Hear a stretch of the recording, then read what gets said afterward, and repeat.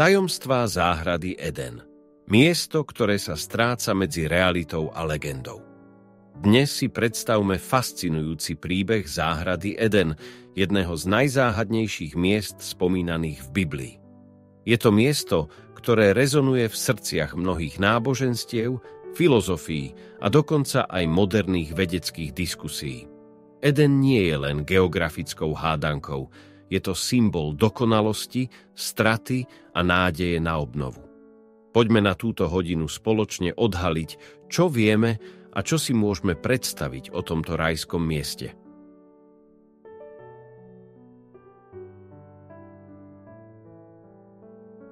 Biblický opis Edenu.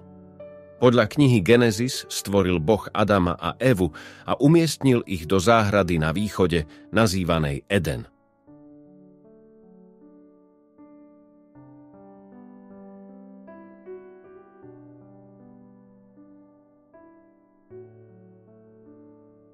Táto záhrada bola plná života. Bola tam rieka, ktorá zavlažovala celý raj a z nej vychádzali 4 hlavné rieky: Píšon, Gíchon, Tigris a Eufrat. V strede záhrady stál strom života a strom poznania dobra a zla.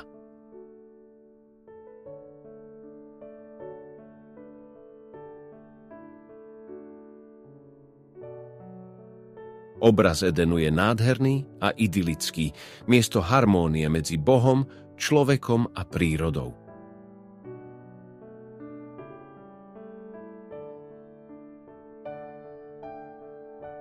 Ale potom sa niečo stalo.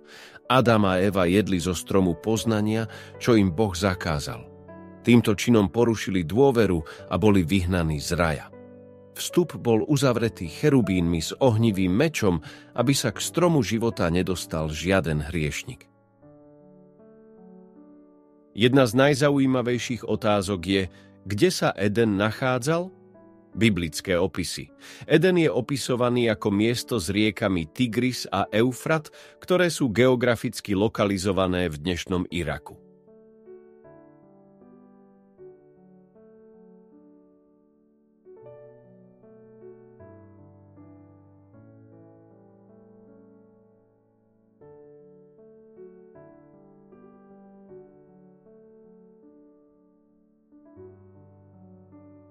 Ale čo s Píšonom a Gíchonom? Ich polohu nepoznáme. Niektoré teórie hovoria, že Píšon by mohol byť vyschnutá rieka v dnešnom Saudskej Arábii a Gíchon môže odkazovať na Níl alebo iné africké rieky. Mezopotámia. Táto oblasť, známa ako kolíska civilizácie, je považovaná za možný domov Edenu. Archeológovia tu našli stopy starovekých riek a zavlažovacích systémov, ktoré by mohli súvisieť s rajskou záhradou.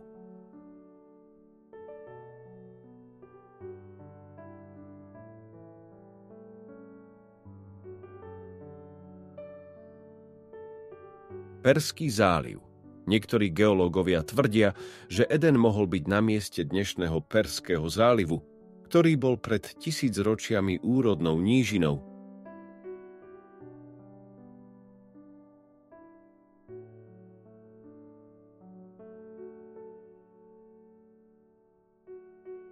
Stromy Edenu. Strom života a strom poznania. Dôležitým prvkom Edenu sú 2 stromy. Strom života a strom poznania dobra a zla. Ich symbolika je hlboká. Strom života. Tento strom symbolizuje nesmrteľnosť a Božiu prítomnosť. Po páde človeka sa prístup k stromu života uzavrel. V zjavení Jána sa však strom života objavuje znova, ako prísľub večného života pre tých, ktorí zostanú verní.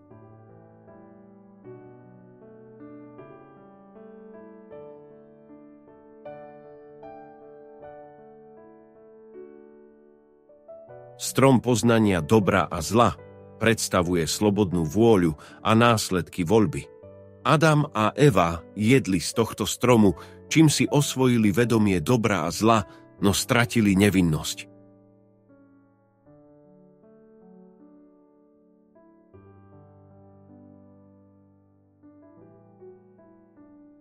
Duchovná a symbolická dimenzia Edenu.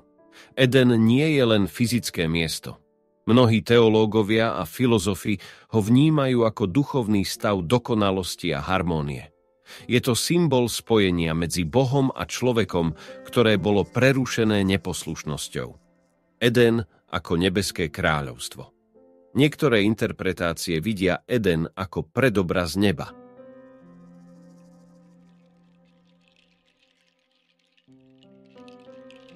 Je to miesto, kde Boh prebýva s človekom a strata Edenu symbolizuje stratu tejto intimity. Eschatologický význam. V kresťanstve je návrat k Edenu spojený s obnovou sveta, Nový Jeruzalem, kde bude harmónia obnovená.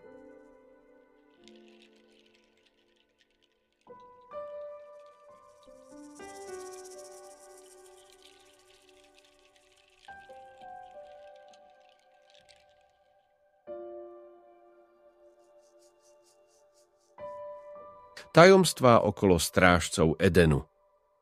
Vyhnanie Adama a Evy z Edenu nebolo len symbolickým aktom. Biblia uvádza, že Boh postavil cherubínov, aby strážili vstup s ohnivým mečom. Kto sú títo cherubíni? Cherubíni. V biblickom texte sú vysoko postavenými anielskými bytosťami, ktoré strážia Božiu prítomnosť. Ich opisy v iných častiach Biblie zahŕňajú 4 tváre, krídla a oheň, čo ich robí mystickými a nedostupnými. Ohnivý meč. Tento meč je symbolom Božej spravodlivosti a ochrany. Znamená, že cesta späť k stromu života je pre človeka nemožná bez Božieho zásahu. Archeologické a historické paralely. Eden má paralely aj v iných kultúrach a mýtoch. Sumerská mytológia.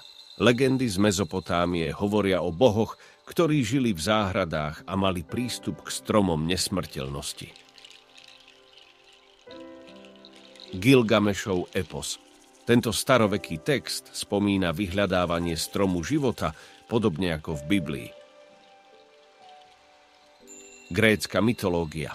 Záhrada Hesperidiek s nesmrteľnými jablkami je podobná Edenu.